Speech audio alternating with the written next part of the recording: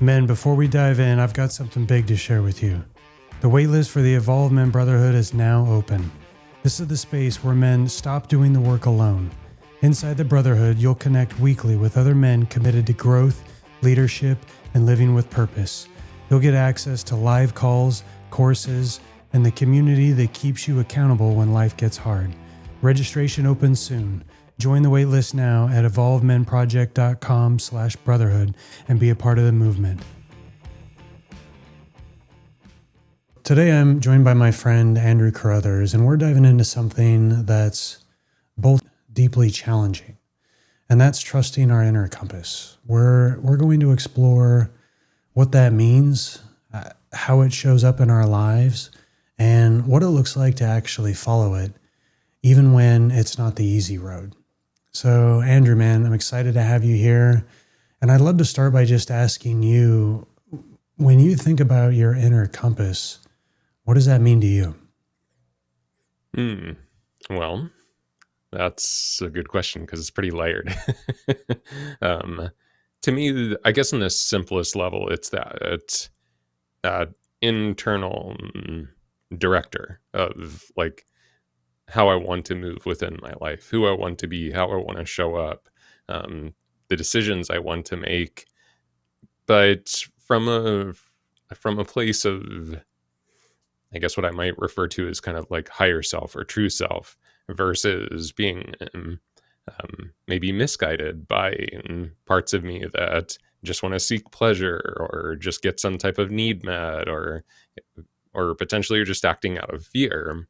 I feel like following my inner compass, I would say that when I'm, following the direction of more that true self or higher self. Yeah. Was there a time, like, how did it come to be, right? When we talk about inner compass, I feel like for myself that for most of my life, I wasn't even aware that I was carrying around a compass.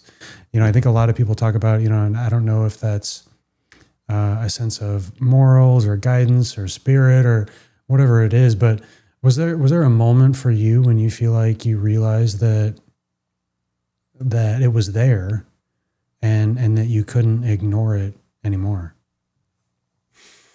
I think I got my first hint when I guess actually if I even drill back a little bit further, the first hint was probably when I joined like a Christian youth group way back in my like early teens. I think I was like 13 or 14 years old.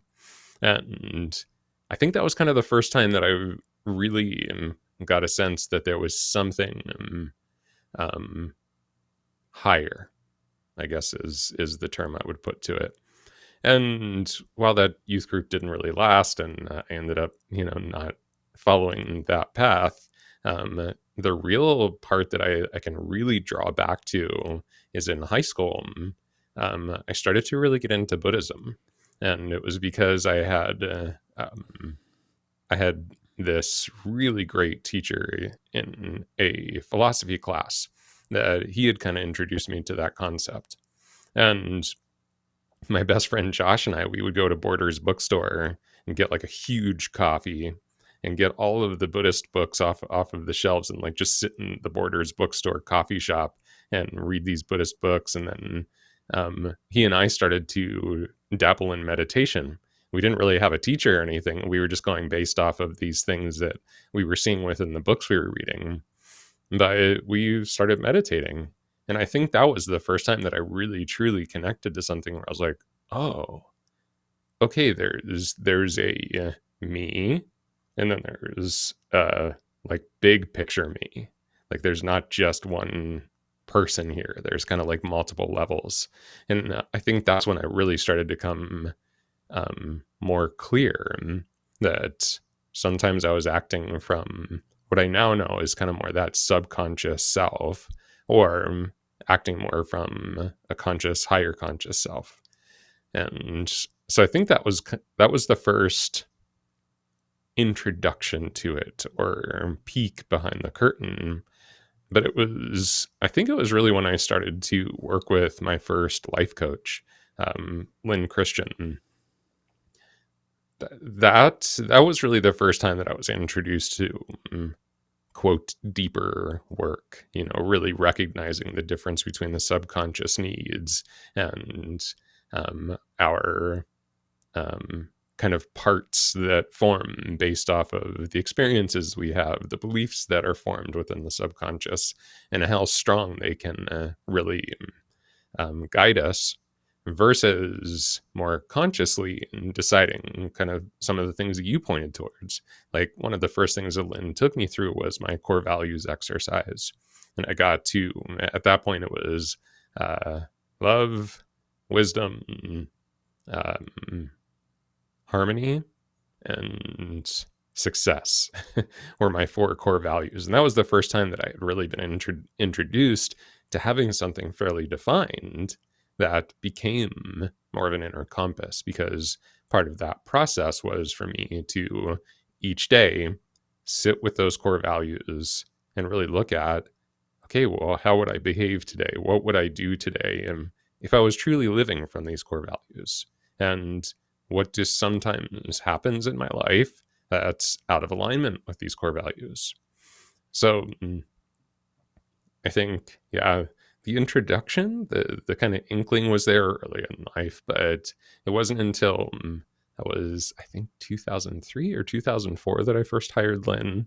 And I think that was when it really started to click that, oh, wow, like I do have something deeper within me that can guide me. Yeah, definitely. As you were saying that, I was thinking about how, at different times you were talking about the different parts of yourself, right? And there's all of these other things that, fear or impulses or all of these other things that I feel like almost kind of they're chattering in the background at any given time, and I think before figuring out what that voice is, what that inner compass is, and what you talked about, having established, discovering and establishing really your core values, that I feel like a lot of these different things, these voices and conversations are going on in the background. How do you feel like for yourself how do you distinguish between some of those other things? Like, what is something that's maybe fear or impulses, really just those kind of things, versus your genuine inner guidance? Because I know, at least for myself, that I feel like at times they could look really similar, and it's, how do you begin to differentiate for somebody that's starting kind of the journey of acknowledging that there are these different parts of ourselves and they're trying to establish what is their inner compass? How do you start to differentiate as to what that is? Yeah. The first step, I think, is developing some type of practice of greater awareness, because without the awareness, none of it's going to become clear. If we don't have some way of looking inside and actually seeing the thoughts and seeing the feelings and seeing perhaps where those thoughts and feelings even originated from and what effect they're having on the life that we're living, there is no way to differentiate them, because, like, as a child, we are very much kind of guided by the teaching around us. So that can be experiences in life, that can be teachers, that can be our parents, that can be other friends.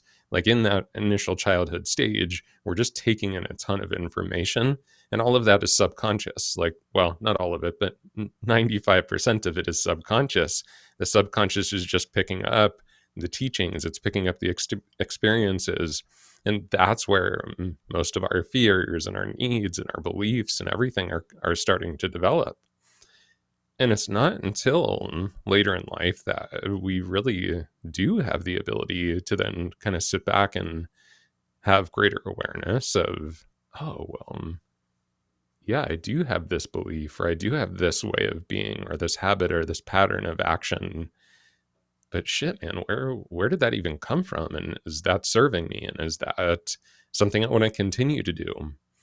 But to get to that place, we have to start with some type of awareness practice. Um, people are probably sick of hearing about meditation, but there's a reason that meditation always comes up. And it's one of the most direct and simple ways to start to develop a relationship with those parts of ourselves. And that I do think it takes time, because that first step of just awareness, I don't know that it is really very easy to distinguish between maybe this, subconscious part that broke off to protect itself from the big scary thing that it thought needed to protect itself, and then developed a habit or a pattern, an action that it would do to protect itself. I don't know at first that we're going to have the ability to distinguish that from maybe that like deeper inner truth at first, like the first time we sit down to, have a meditation or something. But that first step of just awareness, I think, is the really essential part, because then we'll start to notice more of the nuance. And that's really where that distinction can be made then.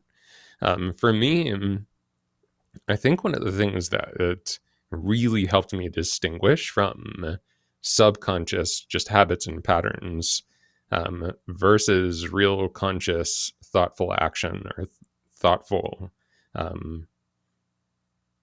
creation of what I wanted things to be. um, I really trace it back to when I really started to do more kind of like somatic and embodiment type of work, because I think that, and we were kind of talking about this last night, if we don't have a relationship to the rest of the body, if we're stuck up here just in the head, again, it's going to be really hard to distinguish from a supportive thought and pattern that we've consciously created versus an unsupportive just habit or pattern that's just been there forever. And kind of to your point, it just sort of plays out in the background without us even noticing most of the time. It's like a tape recorder on repeat that's just tucked way back in that corner, and we're not even going to notice it because it's always been there. And so one of the big things that helps me is I can tune into the sensation much quicker and easier than I can maybe that really hidden corner back here that belief system or that story is playing out. I can feel in my body that, oh man, I'm like really tight. I think I was telling you and Ahmed last night that like one of my things, I had a really crazy experience back in 2019 where I almost completely lost my voice, like my ability to speak. My throat just completely was closing up on me. And after tons of doctors said, "Hey, look, there's nothing wrong with you, man. Like you're healthy. There's no reason for this to actually be happening." Finally, what it came to be through lots of other kind of avenues of looking at this, I realized it was actually a protective mechanism, because in 2019 I was putting myself in places within my business, especially that I wasn't feeling safe. I wasn't feeling heard. I wasn't feeling that I had a place. I was just basically using my voice in all the wrong places and being shut down really often. And so my body started to protect itself. It was like, oh, all right, fuck it. Like if you're not going to be heard, then we're just going to stop talking. Yeah. You're not going to have a choice. And so that over the course of a couple years, it developed into a really strong habit and pattern that I still sometimes struggle with. But the great thing is it's a really strong signal to me now when I'm out of alignment with some of my personal truth. So if the little kid in me that wanted everyone to like him and, wanted to be heard, wanted to be seen, and never felt that he was, when he starts to show up again, and that's a pattern, and that's something that's in my subconscious, my throat starts to close up. And so now I don't really notice at first that I'm feeling insecure. I'm wondering, like, oh man, does Corey think what I'm saying right now is stupid? I don't notice that voice loud and clear because it's tucked way back in the background. It's been there for a really long time. But what I will notice is, man, I'm starting to get a little more, like, my voice is getting a little more gravelly. It's getting a little tighter. And so now I can go, that old pattern, that old habit's back. Mm. And so I noticed the physical sensation and the physical response of it much faster than like the story itself showing up. So for me, getting a deeper connection to my body and to what happens within my body, that has been a huge piece too of really knowing, am I operating from my inner compass, or am I kind of stuck in subconscious patterns and habits? Yeah. As you were saying that, it makes me think that I think people will say that every day that we make, 60,000 decisions, or maybe it's 60,000 thoughts or something like that. But I think that it's less about actually making decisions, and we're just replaying the same frameworks, right? The brain's really efficient. And so it's not necessarily ever making any new decisions as it is just going back and referencing what it did the last time and then carrying that back out. So I think a lot of these things that we go through from day to day happen on autopilot, right? That we're not even thinking about why we made that decision or whatever. And to your point, right, going back to maybe whether it's childhood or society or social media or whatever it is, but to an extent that these decisions are being made outside of like our thought process.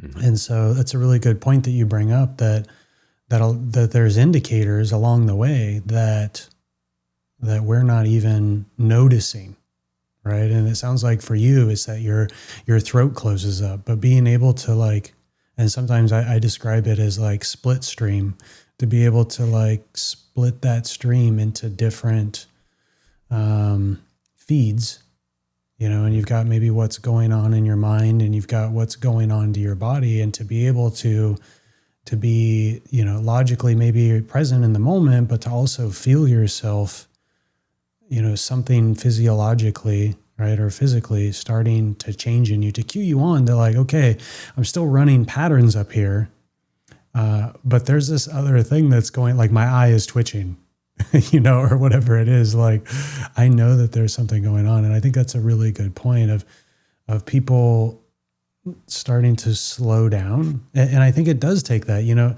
to your point. I think meditation at times can get this bad rap or this stigma of like, like woo woo or whatever it is. But I think all too often we don't slow down enough to acknowledge that these things are going on in our bodies, let alone actually ask ourselves why we're making the decisions that we are. And for myself, even just as of recently, I've noticed at times where, and it started for me about a year ago, I have like in my left eye, I would feel almost like I consider it, or when I think about it, as like a focus of attention, if that makes sense, right? So it's almost like, it's not twitching, it's not itchy, it's nothing like that, but it's like a strain. Is that when I'm focusing on something so intently, or, that could be stress, that could be whatever, that this part of my eye is like, all of my focus is drawn to that area. And kind of similar to you, that's something for me now that's like, oh, okay, like there's something going on. I need to probably let go of something in my body, right? And kind of going back to trusting my inner compass and what's kind of going on, that it's telling me that there's something right now that I need to kind of tune into. So yeah. What do you, go ahead. Oh, I was just going to say, I think that, that's part of building the relationship, is being able to, again, like we have to get to a place that we can even notice that something so subtle, like you just shared, that, oh, I get almost this like focus point in my left eye. You have to be pretty in tune with your body. And to your point that, people sometimes get a little whatever about meditation. Um, Also remember, like, meditation doesn't necessarily have to be sitting on a pad with your legs crossed. Um, the people that I work with within my wayfaring clientele, a lot of them are leaders and they're busy people. Like, they don't have time to go to the gym, then come home, do like a half hour meditation, then prepare their meals, then do this, then get the kids up. Like, so there does have to be some multitasking that happens. And something that can really help with this is to look at, well, what can I turn into a practice of mindfulness? So if someone already is going to the gym, there's a simple switch that can be made there to turn gym time actually into a mindfulness practice, into a meditation. And it's to not distract ourselves. So, I know for me, like when I used to go to the gym a lot, the first thing I do is get out my phone and put on my favorite like YouTube videos on the treadmill and stuff. And I'm completely tuned out to my body at that point, except for maybe like the pain that's starting to burn in my quads or something because I'm walking uphill. But other than that, I'm like tuned into a screen or I'm listening to my favorite songs. And let me be clear, there's nothing wrong with that. I'm just suggesting if you're someone that wants to incorporate something like meditation into your practice, you're already going to the gym. Turn the gym into a meditative practice, which means really tuning the focus into the experience that you're having. And really, the meditation is, oh, I've noticed my mind is distracted and I'm thinking about maybe what I'm going to make for dinner or where I'm going to go next week or like what I'm worried about in the future. You just go, oh, okay, the mind's distracted. Back to the sensation of me lifting this weight and let me actually feel fully into my whole body, not just like, okay, I'm doing bicep curls, so I'm just going to focus on that bicep I'm trying to build up. Like actually feeling into the whole body and feel how, as you lift that weight, it does something throughout the whole body. It's because it's not just affecting your bicep.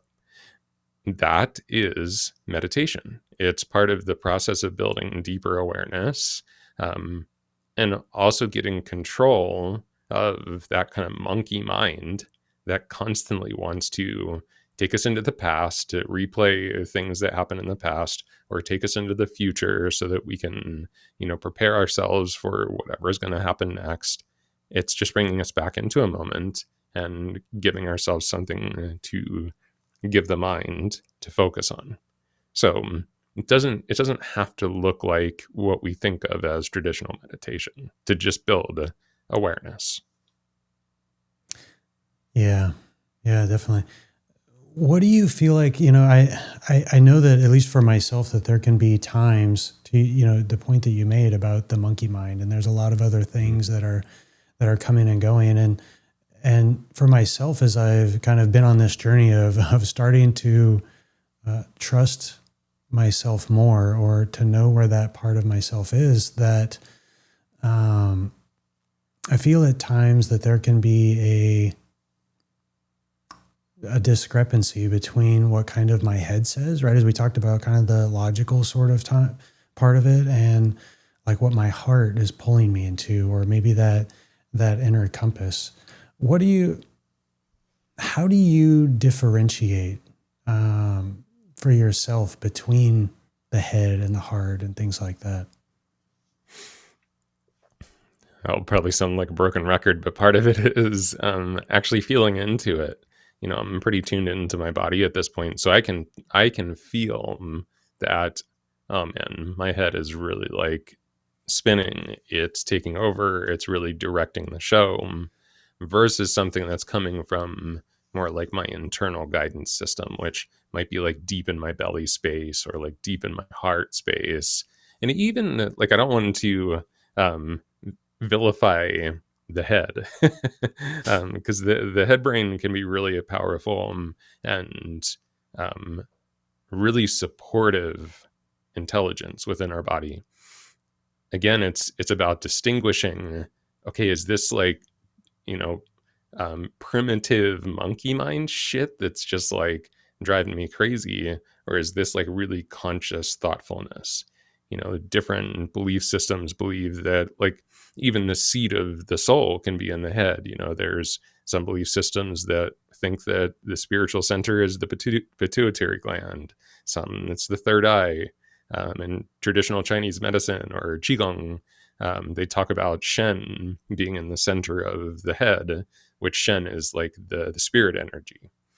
So I don't want to, make it seem like the head's necessarily this bad place that's always going to trick us. But even that, I can feel something very different when I'm working from a very conscious, elevated mind space versus just being stuck in like the thoughts and subconscious pieces. And I think another piece of this too, Corey, is if we want to be able to distinguish that, we have to start building the compass too. Because again, if we've never sat down and consciously did practices like the core values practice, or really looking at what's important to us in our life and what are the decisions we're making each day, something as simple as like a journaling practice. If we don't have something in place to actually take the awareness and look at it and say, well, is this even what I want? We're always just going to return into exactly what you said. The mind is really, really smart. It wants to keep us using the least amount of energy possible. And the least amount of energy is just to follow our old patterns and habits that have been built over years. Because it actually takes a ton more energy for the body to use the prefrontal cortex, which many believe is kind of like the source of that conscious thinking mind. It requires a ton more energy to operate that prefrontal cortex than it does the whole rest of the primitive portion of the brain. So the body wants to keep us in those patterns and habits. So if we haven't really taken the time to sit down and be like, okay, well, what do I want to guide me? Do I want to be guided by love? Do I want to be guided by truth? Do I want to be guided by courage? Like, what do I actually want to be guided by? If we don't build the compass, I don't know that there's anything to really compare off of anyway.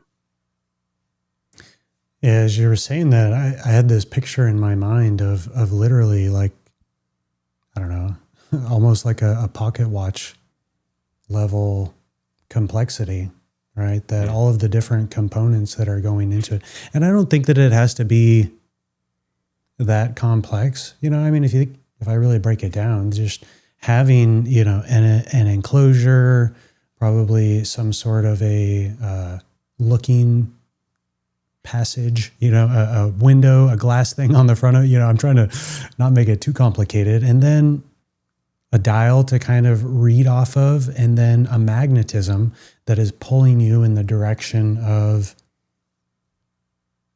true north, right? Or what your truth kind of is. And I think it is just that it's almost like going through a process of going around to different vendors and sourcing the materials to build and to calibrate that compass over time.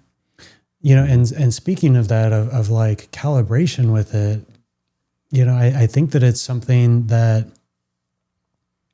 I don't know that it's as easy as like a true north sort of thing that, well, and maybe it is as I think about that there is actually a true north, but it's really about really differentiate. It's like there's a bunch of different things in the area that are pulling the magnetism away from what true north is. And it's a bit of a process over time to really figure out, it's almost like there's no background on the compass, and you have to figure out for yourself where true north is, right? That it'll spin and it goes in different directions, but you have to decide that for yourself. So I'm curious kind of with that, on your journey, like where do you feel like where you still struggle maybe to trust it fully? The piece that I still struggle with sometimes is trusting my true north when, especially someone I trust in the world, that their true north is different. Because I think as we develop ourselves, just again, like as we look back to childhood, and we pretty much put our full trust as far as learning and growing into other people. Like we have to have other people to guide us, to teach us, to show us the way. And then as we start to age, we start to build a little bit more autonomy. We start to think for ourselves a bit more. And then I think as we get into our adulthood stage, that's where we really start to look for kind of air quotes truth. So perhaps we do start a spiritual practice. We start to maybe look for mentorship. We start to read different types of books that have more of a guidance to them versus just entertainment. We start to really look for, okay, well, like what's the right thing to do here? And, how do I want to live my life? And I feel like I'm now, I'm going to be 48 this year. And I've had the nickname Old Man Carruthers since I was in my 20s. So I'm kind of an old 48-year-old at heart. But what I find now is most of the time I do feel like I've developed my personal sovereign sense of true north. And I follow it well for the most part. What rocks me at times is when I'm in the presence of other people that I have a lot of respect for, or if I picture them to have potentially more wisdom or more experience in a certain area of life, that's where I start to doubt myself sometimes, where I see you, oh man, this person's making this decision and they're saying that this is the right way and that I should believe this and I should want these things or I should picture things in a certain way. It's a lot of But that's not shoulds. how I feel. Oh, exactly. It's a lot of shoulds. Yeah. I'm shoulding all over myself. And that is the place that sometimes I still get a little off path. But I would say that's only been in the last maybe 4 or 5 years of my life that I can say that that's true. I think especially up into even my early 40s, I still had a pretty shaky sense of like a very true devotion to my own true north. Because I think I was still developing, honestly. I've dabbled in so many things in my life. And I think a lot of it looking back was looking for someone else to tell me, here's your true north. I tried so many different spiritual paths, hope, because I think in general, humans want truth. We want someone to be able to lay out in front of us and say, here's the truth. Here's how you should think about things. Here's how you should see the world. Here's how you should behave. I think there's a part of us that wants that. And I did crave that. And I did, put my foot in so many different ponds looking for that truth all through, like, especially in my 20s and 30s. And it wasn't until I was kind of in my mid 40s that I was like, oh, what I was actually doing was visiting these different spaces. It's like I was sitting in the church and it was like, oh, you know what? I like this piece of this church. I'm going to take that. I'm going to put it in my bag. Okay, now I'm going to go sit with some like indigenous medicine person. And oh man, this is awesome. Like, let me take this piece of that. Now that's going to go into my bag. And I don't think I realized it during that time, but that's what was happening. And to get me to a place now that I do feel like I have a very kind of sovereign, unique true north that I've designed. Like I've actually created it for myself. But it took a really long time. And again, back to your question, what can still rock it sometimes is if I am in the presence of someone that I have a great respect for, or see them as having greater knowledge or greater wisdom about something, that can still take me off my course. Yeah, man, so much of that really resonates with me. I think, you know, it's interesting that we didn't know each other at that time in our life, but I feel like I've followed a really similar journey in that, um, up until even just recently, that I struggled to make decisions for myself, and I had just, to a certain extent, like I didn't know what I wanted. I had never, I had followed so much of everybody else's direction that I had never really stopped to ask myself, like, what it is that I want and why it is that this is important to me. And like you, I went through, and it's, looking back, I can see it in so many different, how it showed up in so many different ways in my life over time. But to your point of really getting out there and looking at different ways of exploring that or making decisions or curiosity. But I found for myself at a lot of those times that maybe it fit one aspect of it. I would go over there and be like, oh, okay, finally, like somebody's going to make all of my decisions and I can just like follow it and never have to think about it again. And then something would happen and it wouldn't, like, well, it doesn't fit in this case, and then I'd go somewhere else and it'd be like, well, yeah, I mean, that's pretty close, but there's still these other things that it doesn't fit into. And, it was finally that after going through that so many different times in so many places and appreciating the aspects, the wisdom that I did gain from that, but really like figuring it out in the end that I'm the only one that can make these decisions, right? And especially taking into account like my own life and my own experiences and putting all of that together, that it's everybody's carrying around their own compass, whether they know it or not, that it's there.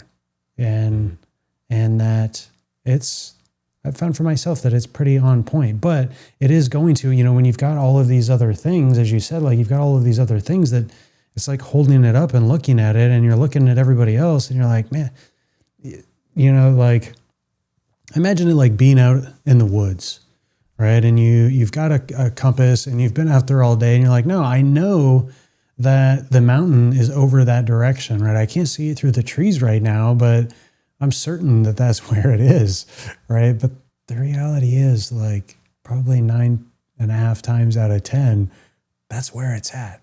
Like that's the direction to be going, but we'll walk around in circles over and over again, certain that it's somewhere else. As we're talking about that, I keep thinking, something that's really important to me and even how we met is that sense of community and brotherhood. And to your point, right? Like a lot of these things can get picked up by other people. We've talked about like social media and society and like, okay, there's that aspect of it, but there is this aspect of like, man, this guy or this brother or this person that I hold in high regard, like, well, what about that? And so I think that there is a role that community and brotherhood play in strengthening that compass, right? And maybe part of that process is not even so much of like showing us that we're wrong in our ways, but in maybe a sense of strengthening our trust and belief in that. Yeah. What are your thoughts on that? I fully agree. I think that having especially community that we trust or leaders that we trust or mentors that we trust is super essential to developing that inner compass aspect, because there is going to be very often things that we cannot see, patterns of behavior that we've been playing out our entire life that we are completely unconscious of. I kind of follow the multi-level of consciousness map of, there's higher consciousness, there's consciousness, there's subconsciousness, which is a part of us that we can still kind of see if we look back there with the conscious mind. But then there's also like a really deep unconscious that even if we point our eyes directly towards it, it can be living in the shadows. And it's like, holy shit, I had no idea that was there. And I've maybe done this my whole life. And that's where I really think community that can act as a reflection is really essential. Um, we had talked about this with our friend, and because one of the men that we sit with, he was kind of like, yeah, I want you guys to call me out of my shit, and that is sometimes what is needed by people we trust. And for me, I told you guys, I don't want to be called out of my shit. I want to be, you know lovingly reflected to. But that's more how we want it to be delivered. But the truth is we do need outside voices to be able to say, hey, you say this, you say you're this person, you say you want to be like this, or you want to act this way, and that's not what I'm experiencing from you, that's not what I'm seeing from you. That is a lot of times how we need to come to awareness of those things, because they are so tucked in our unconscious that we just can't see them for ourselves. What I think is important with this kind of stuff, and I think this is really important even in like reading books or having a mentor or anything like that, is still hearing that feedback or hearing the instruction or hearing the guidance with discernment. And again, I think that comes back to, over time, developing that ability to feel into something in a way that it's like, huh, okay, that does make a lot of sense, but honestly, there's something inside me that's like, that's not for me. I see that you see it that way. I hear a very convincing argument for that point, but that just doesn't feel like it's for me. And that's discernment. It's being able to recognize, like, yeah, cool, that sounds great, but I don't need to take it on. Or the opposite side, which is like, ooh, man, Corey, you just reflected something back to me that it actually kind of hurt. Like, it stung. It kind of tapped into something that is pretty sensitive there. And not just immediately wanting to reject it because it's uncomfortable. That's another big piece to discernment. It's being able to sit with it long enough to go, is this my self-protection that's coming up? I don't want to hear it because it maybe suggests that I'm something other than what I think that I am. Or do I feel a little guilt or shame that I have shown up that way in my life? And that's part of discernment, is also being able to recognize, like, oh man, yeah, I do feel some truth to this, but it's really uncomfortable to be with this right now. So yeah, I think it's super essential that we have that sense of community. It's essential to have great mentors. It's essential to have great teachers. And I think, for me at least, a big part of that is being able to receive pretty much all of that input that comes in, but then also be able to sort through it with discernment and really take in, yep, this is part of my inner compass, that's part of their inner compass, and knowing the difference. Yeah. So interesting. So many juicy tidbits in there to pull on.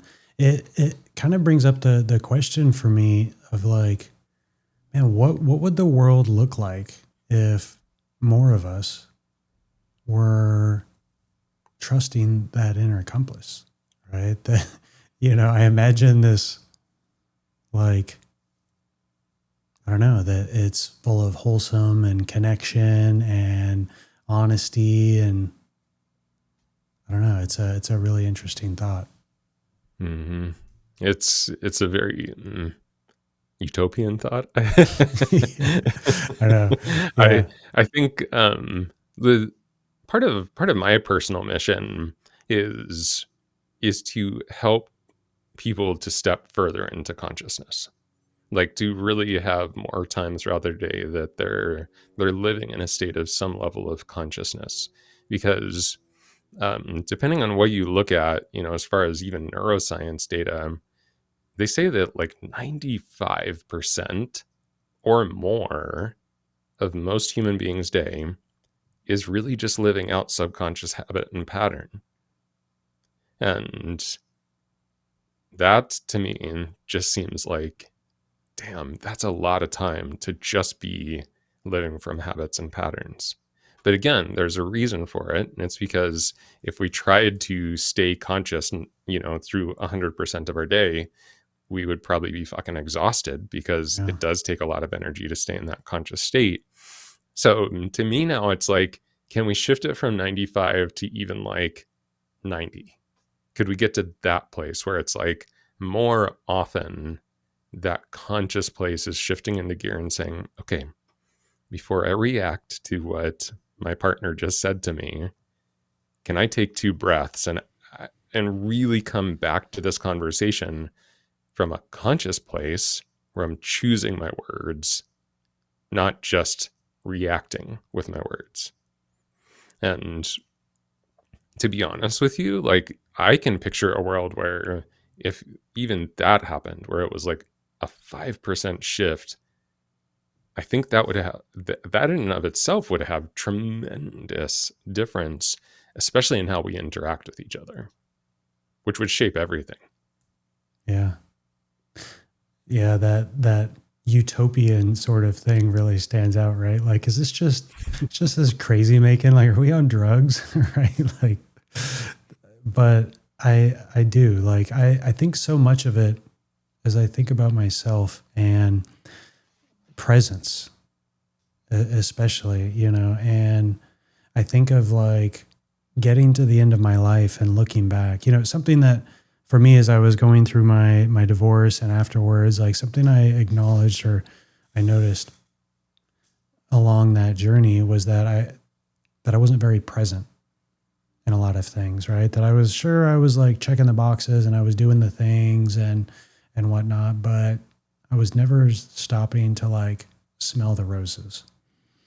And I think, kind of like tying all of this back together, I think that recognizing that there was an inner compass that was putting out things all along the way, right? That it was there, but I didn't even know that that I was carrying it around that entire time. And it just, as I think about like wanting to live a life worth living, right? Or living it passionately, like, yeah, I could see how it would be exhausting to go from 95 to 90%, right? Because we're so used to not actually spending the cycles and being inside of that moment. But similarly, like how much more fulfilling each day in that life would be if we were actually there and present for it. So Absolutely. it's a really interesting thought. One of the things I find really, about this topic and as you as well, is that you call yourself a wayfinder, and I see a lot of similarities in there between an internal compass and kind of wayfinding. Do you want to speak to that a little bit? Yeah, because that's a big part of what before I before I had my current version of my company, and I called myself the journeyist, because kind of the same idea behind what I now refer myself to is, well, I actually changed it just recently to wayfarer instead of wayfinder, Okay, um, wayfarer. because of, yeah, just a little nuance there. Because I don't necessarily want to find the way for my clients. I want to help walk the way with them, which wayfarer kind of felt more in alignment with that for some reason. I just adjusted that. Because that is truly what I'm here to do, is to support this other person in developing that inner compass so that they can guide themselves. Because again, I will step into like teacher, mentor, guide, um, and especially depending on what specifically we're working on. But most of the time, I'm really trying to stay in that true space of, I'm just walking next to you. And I'm occasionally going to ask you the questions that need to be asked and reflect things back to you that you need to see or hear, so that you can tell me then, where do you want to take your next step?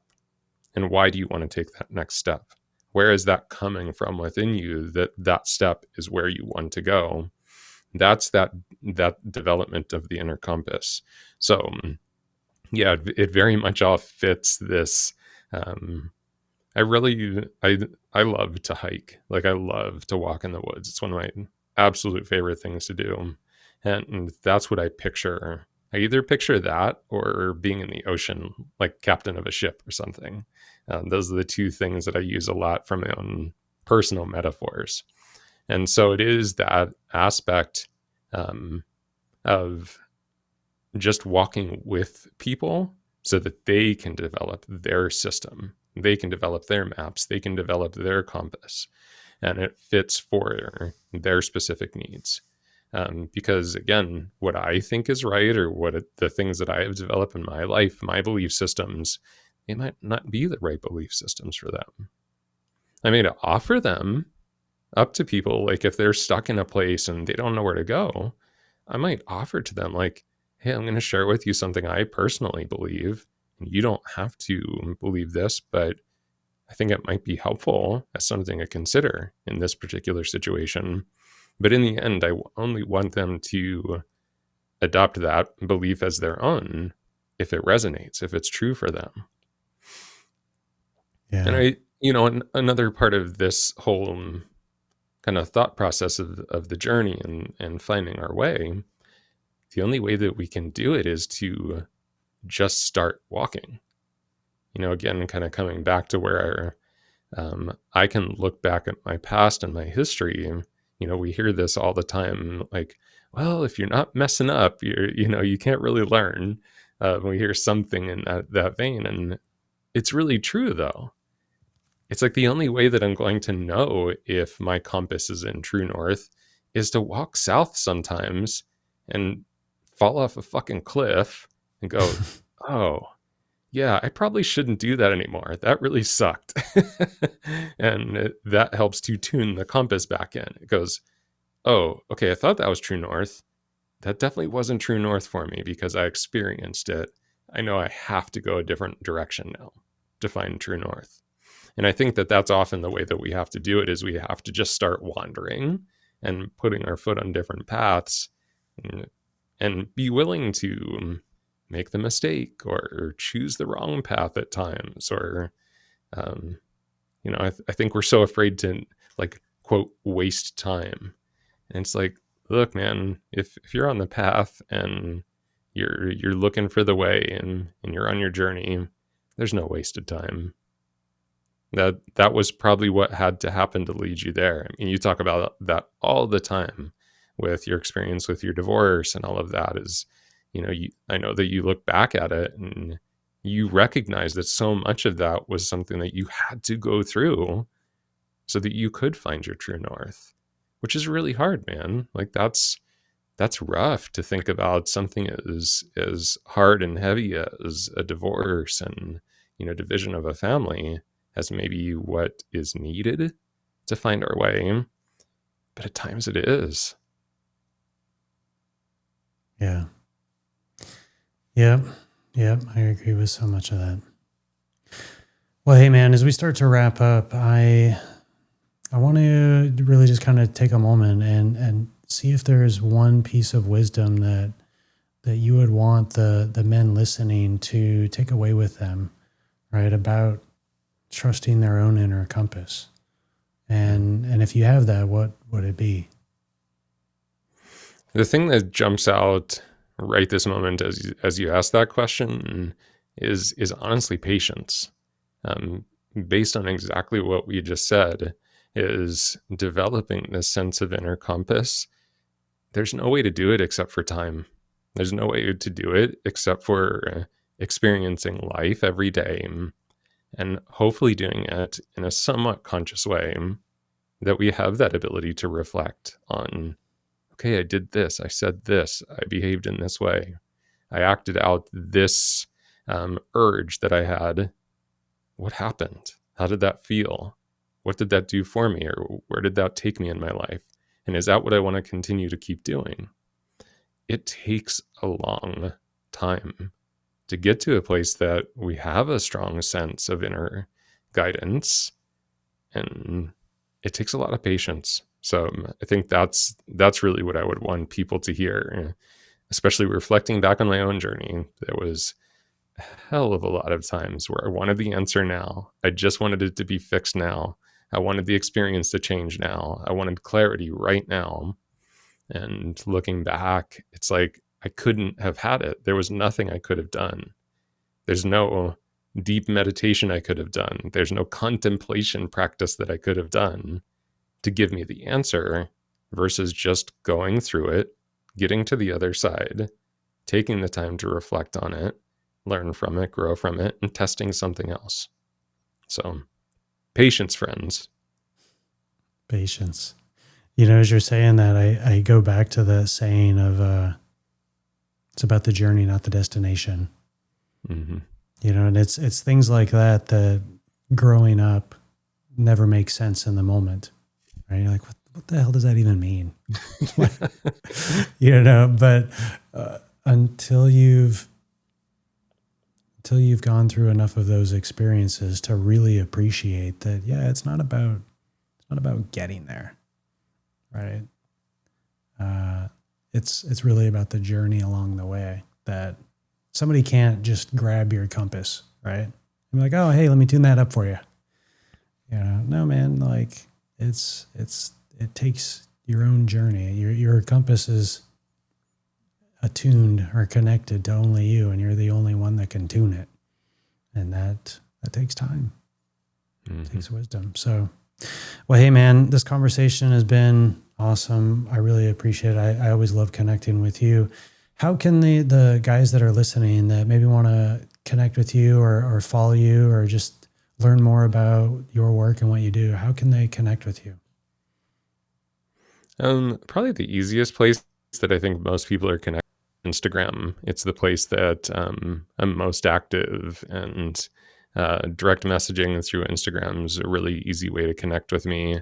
You can also go to my website. It's not a really elaborate website. It's pretty much just a splash page with a little bit of information at this point, but it's my company is called Out of Step, and you can go to the website is outofstep.life. And there is some information on there, and it does have a way for you to connect with me there too. So Instagram or the website, those would be two best resources. Awesome. Great. All right, man. Well, we'll catch up soon. Thanks again for joining the show. Hey, before you go, this podcast is just the surface. The real work happens inside the Evolved Men Brotherhood. This is our private community of men committed to leading themselves boldly, building confidence, and sharpening one another in the fire. Registration officially opens December 1st, and we kick off our brotherhood calls together beginning in January 2026. But you can get on the list today and be the first to claim your spot. If you're tired of going at life alone and you're ready for true accountability, support, and connection with men who get it, head to evolvemenproject.com/brotherhood. Don't just listen, step into the brotherhood. I'll see you inside.